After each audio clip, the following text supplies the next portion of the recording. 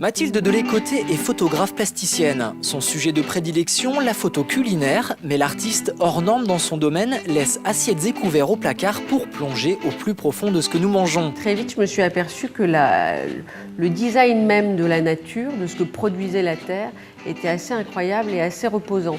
Donc j'y ai trouvé une certaine paix, une certaine joie aussi dans les couleurs et dans la répétition des motifs, avec cette imperfection que la nature est capable de produire. Avant son immersion dans la cuisine, Mathilde Delécoté était reporter photographe pour des agences de presse et des magazines.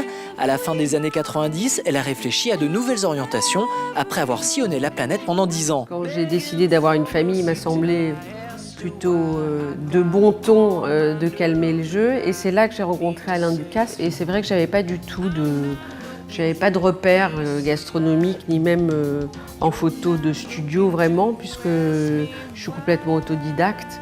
Du coup, il m'a été assez facile d'avoir mon propre regard et d'aller même à rebrousse-poil de ce qui se faisait à l'époque. Résultat, 2 livres avec le célèbre chef étoilé. Par la suite, une autre rencontre viendra alimenter sa créativité débordante, celle avec Thierry Marx, un chef cette fois-ci investi dans la cuisine moléculaire. Aujourd'hui, aubergines, saumon, caviar, grains de riz, chaque mets sous son objectif devient un véritable tableau. La création va jusque dans l'esprit de l'autre, parce que moi j'y vois un calamar, un bouquet de fleurs, autre chose.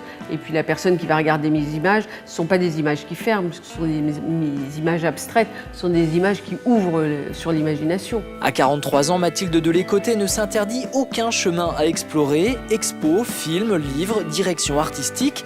L'artiste navigue déjà entre plusieurs pôles. Ça m'éclate, j'ai pas l'impression d'aller bosser tous les matins. Mes enfants non plus d'ailleurs, ils n'ont pas l'impression que je travaille.